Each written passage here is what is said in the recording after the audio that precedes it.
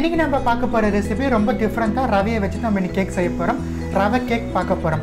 ரவை கேக் செய்ய தேவையான பொருட்கள் நான் வந்து இன்றைக்கி 250 கிராம் போல் ரவை எடுத்திருக்கேன், 100 கிராம் போல் மைதா மாவு எடுத்திருக்கேன், 150 கிராம் போல் சர்க்கரை எடுத்திருக்கேன், 150 கிராம் போல் அன்சால்டட் பட்டர் எடுத்திருக்கேன், வெண்ணெய் எடுத்திருக்கேன், 1/2 டீஸ்பூன் போல் பேக்கிங் சோடா எடுத்திருக்கேன், 1 டீஸ்பூன் போல் பேக்கிங் பவுடர் எடுத்திருக்கேன், பால் வந்து 100 ml போல் எடுத்திருக்கேன். நம்மளுக்கு தேவைன்னா நம்ம எக்ஸ்ட்ரா ஆட் பண்ணிக்கலாம். நட்ஸில் வந்து நான் இன்றைக்கி வெறும் பாதாம் மட்டும் எடுத்திருக்கேன். உங்களுக்கு வேணும்னா இங்கே டியூட்டி ஃப்ரூட்டி, பிஸ்தா, கேஷ்யூ எல்லாமே நம்ம ஆட் பண்ணிக்கலாம். தயிர் வந்து 50 ml தயிர் எடுத்திருக்கேன். உப்பு வந்து நம்ம 1/2 பிஞ்ச் உப்பு சேர்க்க போகிறோம். வனிலா எக்ஸ்ட்ராக்ட் வந்து நான் 1 டீஸ்பூன் ஆட் பண்ண போகிறேன். வாங்க நம்ம இப்போ ப்ராசஸ் பார்க்கலாம். ஸோ பாருங்கள், ஒரு அகலமான பவுல் எடுத்திருக்கேன் தாராளமாக. இதில் வந்து நம்ம எடுத்து வச்சுருக்கிற அன்சால்டட் குக்கிங் பட்டரை நம்ம ஆட் பண்ணிக்கலாம். பட்டர் ஆட் பண்ணிட்டோம். இப்போ வந்து நம்ம எடுத்து வச்சிருக்கிற சுகரை சேர்த்துடலாம். பட்டரும் சுகரும் ஆட் பண்ணிட்டோம். நம்ம ஒரு விஸ்கை வச்சுட்டு நல்லா பீட் பண்ணி எடுத்துடலாம். பட்டர் வந்து மோஸ்ட்லி ரூம் டெம்பரேச்சருக்கு இருக்கிறது போல் பார்த்துக்கோங்க, ஈஸியாக இருக்கும் நம்மளுக்கு.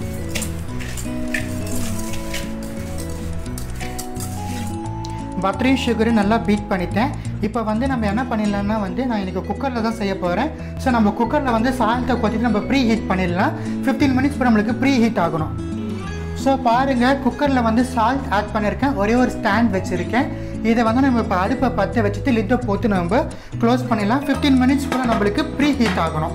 நல்லா ப்ரீ ஹீட் ஆகட்டும். இந்த டைமில் வந்து நம்ம கேக்குக்கான பேட்டரை வந்து நம்ம ரெடி பண்ணிடலாம். இப்போ வந்து நம்ம எடுத்து வச்சுருக்கிற தயிர் ஆட் பண்ணலாம். தயிர் வந்து ஃப்ரெஷ்ஷான தயிர் ஆட் பண்ணுறேன், க்ரீம் தயிர். இது வந்து புளிக்காத தயிர். ஸோ நம்ம புளிச்ச தயிர் ஆட் பண்ணக்கூடாது, புளிக்காத தயிர் ஆட் பண்ணலாம். தயிர் சேர்த்துட்டோம். தயிர் சேர்த்துட்டு நம்ம ஒரு வாட்டி கலந்து விட்டுடலாம். இன்கேஸ் உங்களுக்கு தயிர் வேணும்னா நீங்கள் வந்து 2 முட்டை ஆட் பண்ணிக்கலாம். லைட்டாக பீட் பண்ணி எடுத்துக்கலாம். ரொம்ப ஃபோர்ஸ் கொடுக்க தேவையில்ல. தயிர் சேர்த்துட்டு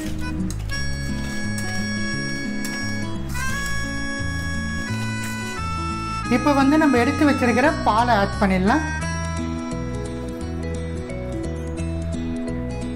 வனிலா எக்ஸ்ட்ராக்ட் வந்து நம்ம 1 டீஸ்பூன் போல் ஆட் பண்ணிக்கலாம்.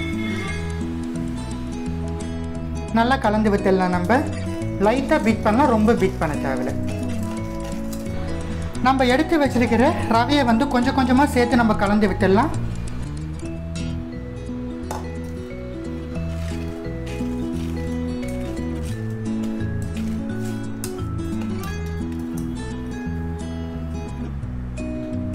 ரவையை வந்து 2 பேட்சாக சேர்த்துட்டு நம்ம கலந்து விட்டுடலாம்.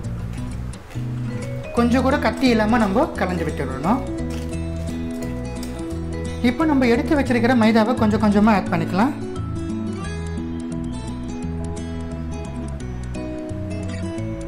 பேக்கிங் பவுடர், பேக்கிங் சோடா ரெண்டுமே நம்ம ஆட் பண்ணிக்கலாம்.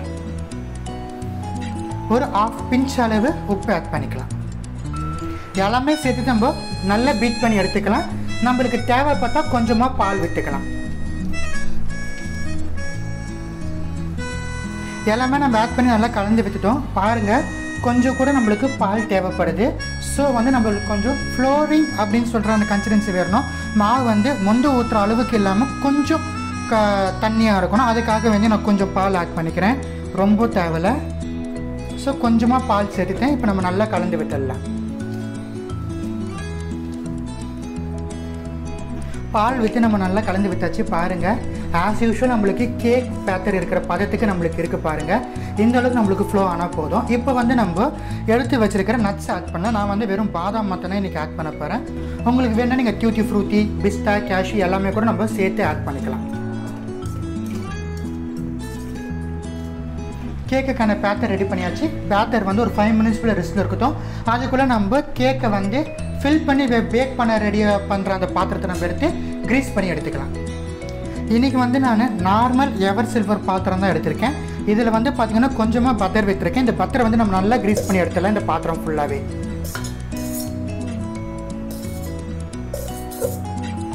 பட்டர் வச்சுட்டு நம்ம நல்லா க்ரீஸ் பண்ணிட்டோம் இந்த பாத்திரத்தை. இப்போ வந்து நம்ம செட் பண்ணி வச்சுருக்கிற கேக் பேட்டரை வந்து நம்ம ஆட் பண்ணிடலாம்.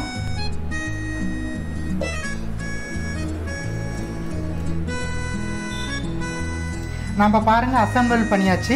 இப்போ வந்து 15 மினிட்ஸ் போல் நம்மளுக்கு குக்கரில் வந்து நல்லா ப்ரீ ஹீட் பண்ணிட்டோம். நம்ம இதை எடுத்துட்டு நம்ம குக்கருக்குள்ளே வச்சிடலாம், ப்ளேஸ் பண்ணிடலாம். ஸோ நம்ம குக்கருக்குள்ளே ப்ளேஸ் பண்ணிட்டோம். இது வந்து நம்ம க்ளோஸ் பண்ணி விட்டுடலாம். பாருங்கள், கேஸ் கத்திரம் இல்லை, வைட்டும் போல் நம்ம க்ளோஸ் பண்ணி விட்டுடலாம். மினிமம் இது 55 மினிட்ஸ் போல் லோ ஃப்ளேமில் நம்மளுக்கு வேகிறதுக்கு டைம் எடுக்கும். மேக்ஸிமம் 1 hour 5 minutes இல்லை 1 hour 10 minutes போல் இருக்கும். நான் வந்து இன்றைக்கி கரெக்டாக 1 hour போல் நான் மிதமான தீயில் வச்சுட்டு நம்ம வேக வைக்க போகிறோம். ஸோ 1 hour கழித்து வந்து பார்க்கலாம் நம்மளுக்கு கேக் எப்படி வந்திருக்குன்னு.